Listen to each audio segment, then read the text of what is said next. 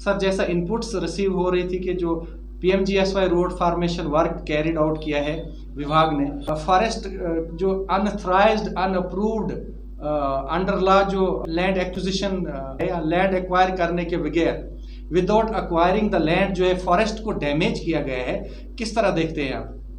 देखिए, जो PMGSY roads हैं इनमें जो है वो फॉरेस्ट क्लियरेंस हुई है मैक्सिमम रोड्स में, और जो है वो क्लियरेंस के बाद ही उसमें काम चले हुए हैं। लेकिन अभी एक पीछे रिसेंटली एक एपिसोड हुआ कि कोई ब्लॉक का कोई काम था, किसी गांव में वो सड़क का छोटा सा काम था, तो उसमें उस ठेकेदार ने अपनी जेसीबी भेज के रातों रात जो है वो जंगल की जो है वो नुकसान किया, रातों रात जंगल को तोड़ा गया और उसके थ्रू जो है वो रोड बनाने की कोशिश की गई है।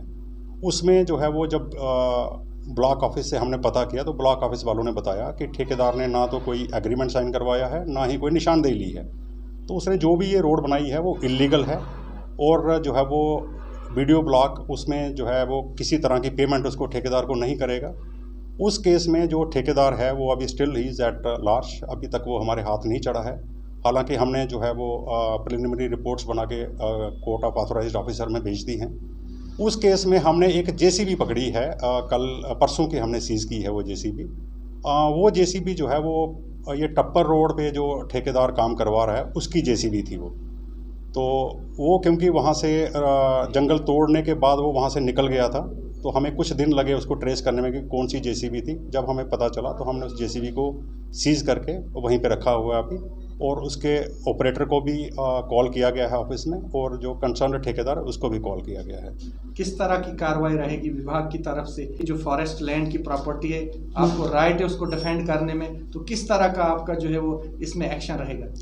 देखिए, जो फॉरेस्ट लैंड जिसने जो है वो ब्रेक की है उसमें तो उसको जो है वो पेनल्टी पे करनी पड़ेगी, फॉरेस्ट लैंड की भी, उसके 10 टाइम्स उसको जो है जुर्माना डाला जाएगा।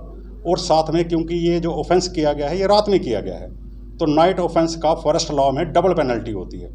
तो इट मीन्स उसको 20 टाइम्स उसका लैंड का कॉस्ट पे करना पड़ेगा, और लैंड को वापस ओरिजिनल पोजीशन में रिस्टोर भी उसी से हम करवाएंगे। जैसा सर आपका बताना है कि कोई भी जो अप्रूव्ड अंडर लॉ जो है लैंड एक्विजिशन होता है फॉरेस्ट का, वो भी नहीं था उसमें नहीं, वो उसमें कुछ नहीं था।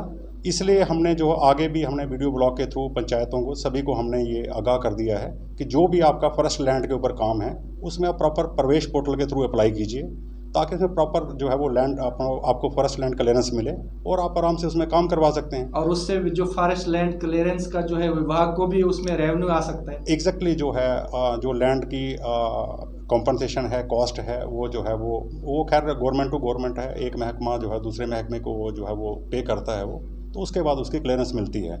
और साथ में उसके एवज़ में, क्योंकि फॉरेस्ट लैंड को हम कम नहीं कर सकते, उसके एवज़ में भी रेवेन्यू जो है डिपार्टमेंट हमें उसके बराबर की जगह जो है वो दूसरी कहीं जगह से देता है। अभी जो है पीएमजीएसवाई रोड्स में जो काम हुआ है उसमें अराउंड 75 हेक्टेयर्स फॉरेस्ट लैंड जो है वो डाइवर्ट हुई है।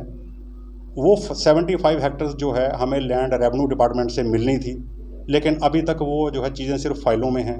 रेवेन्यू डिपार्टमेंट ने अभी वो 75 हेक्टेयर जो है लैंड हमें नहीं दी है। सर, ये तो बहुत बड़ा संगीन मसला है, क्योंकि बहुत ज़्यादा लैंड है।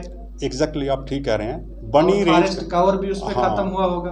बिल्कुल, बनी रेंज का 75 हेक्टेयर फॉरेस्ट जो है वो आज की डेट में कम हो चुका है, क्योंकि रेवेन्यू वालों ने अल्टरनेटिव लैंड हमें अभी तक डिमार्केट करके नहीं दी। इसके लिए क्या आपका सर इंटरवेंशन रहेगी, और इसमें क्या आपका जो है एक्शन रहेगा? इसके लिए डीएफओ साहब ने डीसी साहब को भी लेटर्स लिखे हैं, डीसी साहब की तरफ से एसडीएम साहब को भी चिट्ठियां आ चुकी हैं, लेकिन अभी जो कंसर्न्ड लोकल रेवेन्यू अथॉरिटीज़ हैं उन्होंने अभी लैंड डिमार्केट हमें करके नहीं दी है।